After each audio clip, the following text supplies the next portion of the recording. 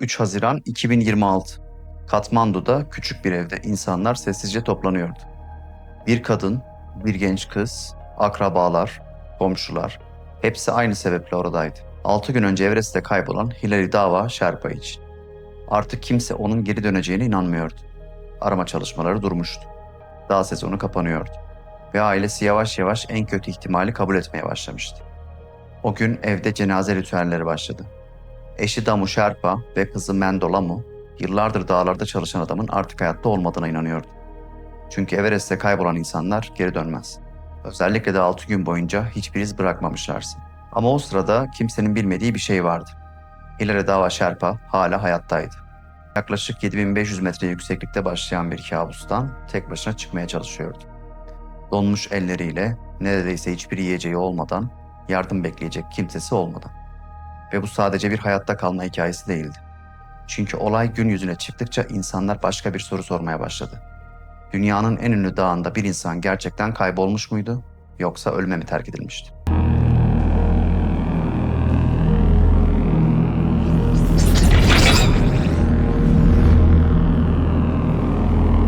Peki Hilary Dava Sherpa kimdi?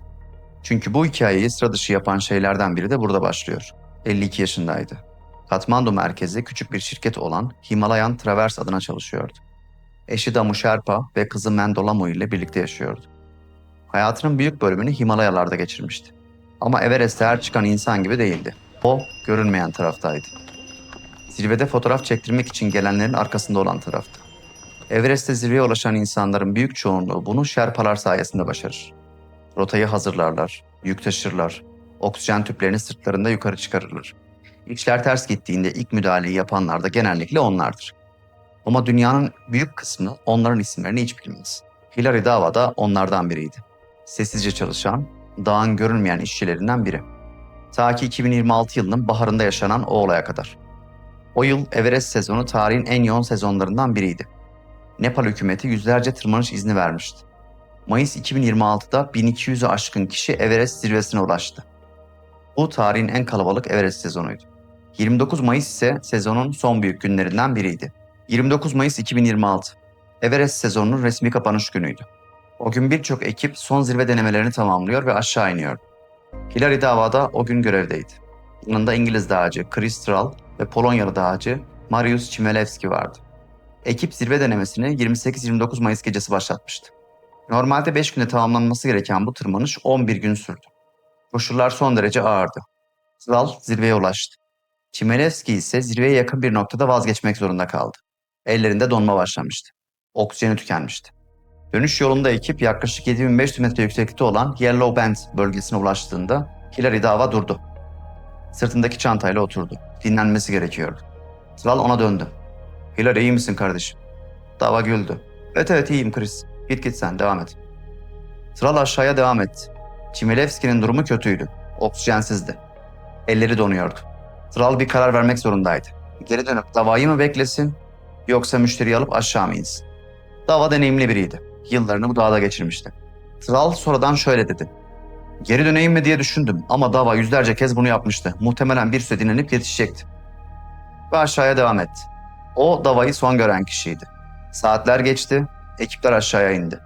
Kamp 3'e ulaştıklarında Dava hala gelmemişti. Telsizden haber alınamıyordu. Ertesi gün çağrı yapıldı. Ama Himalayan Traverse şirketinin verdiği tek yanıt şuydu: nasıl ineceğinize dair talimatlar. Dava için kurtarma operasyonu başlatılmamıştı. Çünkü şirket onu ölü saymıştı. Bu sırada Katmandu'da ailesi haber bekliyordu. Telefonun çalmasını, bir mesajın gelmesini, iyi demesini. Birinci gün geçti, ikinci gün geçti, üçüncü gün geçti ve sessizlik bozulmuyordu. Peki Hilary Dava o süre boyunca neredeydi? Gerçek sonradan ortaya çıktı ve herkesin düşündüğünden çok daha karanlıktı. Thrall'ın onu bıraktığı noktadan sonra Dava kendi başına inişe geçmişti. 7500 metreden aşağıya doğru. Yavaş yavaş, yorgun bedeniyle. Ama bir noktada bir şey oldu. Khumbu buz şelalesi bölgesine yaklaşık 6000 metre civarına gelindiğinde bir buz yarığına düştü. Everest'teki her dağcının korkulu rüyası. Buz şelalesi sürekli hareket eden devasa buz bloklarıyla doludur. Aralarındaki çatlaklar bazen onlarca metre derinliğe ulaşır. Her sezon başında Icefall Doctors adı verilen uzmanlar bu bölgeye merdiven ve ip kurarak güvenli bir rota oluşturur. Ama sezon kapandığında bu ekipmanlar sökülen ilk şeylerdir. Ve Hilary Dava bu ekipmanların büyük bölümünün kalkmaya başladığı bir dönemde o yarığın içine düşmüştü. Yukarı baktığında gökyüzünü görebiliyordu. Ama yardım edecek kimse yoktu.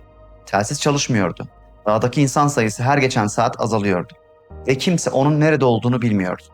İlk saatler geçti, gece geldi. Sıcaklık donma noktasının çok altına indi. Ellerindeki his kaybolmaya başladı. Vücudu enerji tüketiyordu. Ama yanında neredeyse hiçbir şey yoktu. Günler ilerledikçe hayatta kalmak için Kamp 3'te bulduğu yiyecek kalıntılarını ve yanındaki tek paket bisküviyi tüketti. Susuzluğunu ise çevredeki kar parçalarını ağzında eriterek gidermeye çalıştı. Böylece 2,5 gün geçti.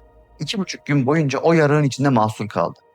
Dışarıda sezon kapanıyordu. İnsanlar ayrılıyordu. Arama ihtimali her geçen saatte azalıyordu. Katmandu'da ailesi artık en kötü ihtimali konuşmaya başlamıştı. Tam o sırada 2,5 günün ardından beklenmedik bir şey oldu. Yukarıdan bir ses geldi. Gürültüydü. Büyük bir gümbürtü. Çığ. Çığın tetiklediği kar kütlesi yarığın bir bölümüne doldu. Ve o karda bir rampa oluştu. Doğal bir rampa. Kimsenin planlamadığı, kimsenin öngörmediği. Sadece orada olan bir çıkış. Hilary Dava o rampaya baktı. Donmuş elleriyle tutunmaya başladı. Ve tırmanmaya başladı. Yavaş, çok yavaş ama yukarıya doğru. Ve sonunda 2,5 günün ardından yüzeye çıktı. Ama bu kurtuluş değildi. Sadece henüz ölmediği anlamına geliyordu. Önünde hala kilometrelerce tehlikeli rota vardı. Bu buz şelalesinin labirenti. Buzun üzerinde yürümek, donmuş ellerle tutunmak ve bütün bunları tek başına yapmak. Normal şartlarda dağcıların yaptığı en büyük hatalardan biri fiziksel değil psikolojiktir. Yorulurlar, otururlar, biraz dinlenmek isterler ve bazen bir daha ayağa kalkamazlar. Everest'teki pek çok trajedi tam olarak böyle yaşanmıştır. Hilary Dava bunu herkesten iyi biliyordu. O yüzden durmadı. Daha doğrusu durmamaya çalıştı. Bazen yürüyerek, bazen emekleyerek, bazen birkaç metre ilerleyip durarak. Ama ilerlemeyi bırakmadı. O sırada gökyüzünden tanıdık bir ses geldi. Bir helikopter. 3 Haziran'da 8K Expeditions tarafından gönderilen arama helikopteriydi. İlk gerçek umut kırıntısıydı. Kollarını kaldırdı, bağırdı. Elinden gelen her şeyi yaptı. Helikopter yaklaştı, biraz daha yaklaştı. Neredeyse üzerindeydi. Ama buz labirentinin içinde, karın arasında onu göremedi. Ve gözlerinin önünden uzaklaşıp gitti. O anı hayal edin. Günlerdir ölümle mücadele ediyorsunuz. Kurtuluş birkaç yüz metre uzağınıza kadar geliyor. Sonra hiçbir şey olmamış gibi kayboluyor. Pek çok insan için bu an her şeyi bitirebilirdi. Ama Hilary Dava için bitirmedi. Çünkü artık çok net bir gerçeği biliyordu. Eğer kurtulacaksa bunu yine kendi başına yapmak zorundaydı. 4. gün geçti. 5. gün geçti. Ve Katmandu'da ailesi artık başka bir şey yapıyordu. 3 Haziran 2026. Eşi Damu Sherpa ve kızı Mendo Lamo Hilary Dava için Budist cenaze ritüellerini başlatmıştı. Komşular eve geliyordu, akrabalar toplanmıştı. İnsanlar Hilary Dava'dan geçmiş zaman olarak konuşuyordu. Damu Sherpa sonradan şöyle anlattı. Onun hala hayatta olduğunu yerel haberlerden öğrendik. Kızı Mendo Lamo ise şunu söyledi. Babamızın bulunduğunu duyduğumuzda emin olamadık. Bu gerçekten o muydu? Fotoğraf istedik. Fotoğraflar gelince ancak emin olduk. Ve çok mutlu olduk. Ama o sırada Hilary Dava kendi cenaze töreninin yapıldığından habersizdi. Çünkü Everest'in buzullarında hala yaşam savaşı veriyordu. Bir tarafta ailesi yas tutuyordu, diğer tarafta ise o eve dönmek için son gücünü kullanıyordu. 4 Haziran 2026 sabahı. Khumbu buz şelalesinin alt kesimlerinde sıradan görünen bir iş günü başlamıştı. Sagarmatha Pollution Control Committee çalışanları Bim Bhattarai ve Durga Rai sezon sonrasında dağda bırakılan atıkları toplamakla görevliydi. Onlar kurtarma görevlisi değildi. Bir kayıp kişiyi aramıyorlardı. O gün yalnızca rutin işlerini yapıyorlardı. Uzakta dikkatlerini çeken bir şey oldu. Karın üzerinde yavaşça hareket eden bir şey. Yaklaştılar ve gördükleri karşısında oldukları yerde kaldılar. Crampon Point'te Base Camp'e yakın bir noktada bir insan sürünüyordu. Donmuş elleriyle karın üzerinde ilerlemeye çalışıyordu. Bu kişi Hilary Dava Sherpa'ydı. 6 gündür ortadan kayıptı. 6 gündür ölümle yaşam arasında mücadele etmişti. 6 gündür herkes onun öldüğünü düşünüyordu. Şimdi ise gözlerinin önündeydi. Hemen su verdiler, yiyecek verdiler. Kısa süre sonra haber aşağıya ulaştı. Bir helikopter çağrıldı ve bu kez gökyüzünden gelen o ses uzaklaşıp gitmedi. Bu kez gerçekten onun için gelmişti. Saatler sonra Hilary Dava Katmandu'daki Hams Hastanesi'ne ulaştırıldı. Bilinci açıktı. Konuşabiliyordu. Ellerinde ciddi donma vardı ama hayattaydı.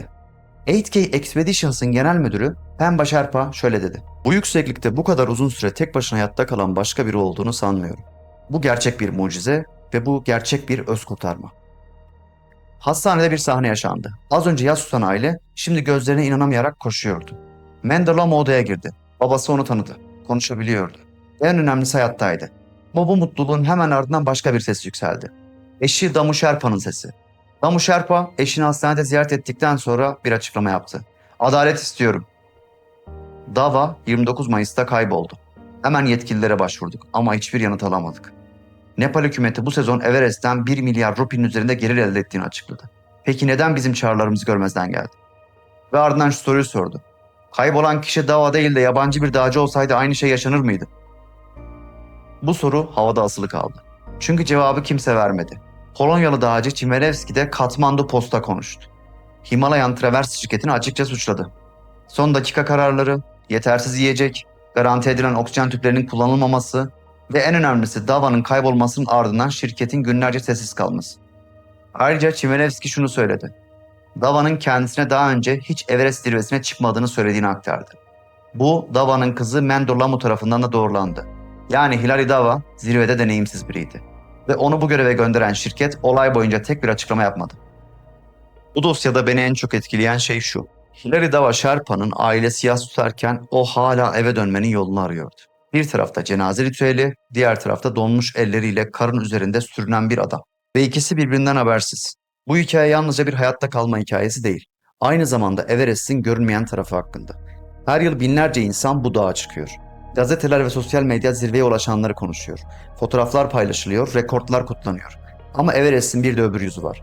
Rotayı hazırlayanlar, yükü taşıyanlar ve işler ters gittiğinde bazen ölüme bırakılanlar. Damu Sherpa'nın sorduğu soru hala yanıtsız. Kaybolan kişi yabancı bir müşteri olsaydı süreç farklı mı işlerdi? Bu sorunun cevabını bilmiyoruz. Belki hiçbir zaman öğrenemeyeceğiz. Ama böyle bir sorunun sorulması bile Everest sisteminin nerede durduğunu gösteriyor. Hilary Dava Sherpa sonunda hayatta kaldı. Bir çığın oluşturduğu kar rampasıyla buz yarığından çıktı. Donmuş elleriyle kilometrelerce yürüdü. Herkesin onu ölü saydığı bir dünyada tek başına eve dönmeye çalıştı. Ve başardı. Bu hikayede kazanılan bir şey rekor değildi. Bir madalya değildi. Kazanılan şey çok daha basitti. Biraz daha yaşamaktı. Ailesine geri dönebilmekti. Bir kızın babasına yeniden kavuşabilmesiydi. Ve bazen hayattaki en büyük zaferler dışarıdan bakıldığında en sessiz görünenlerdir. Gösterişsiz, yorgun ama imkansız denilen bir sınırın hemen ötesinde. Bu olay henüz çok yeni.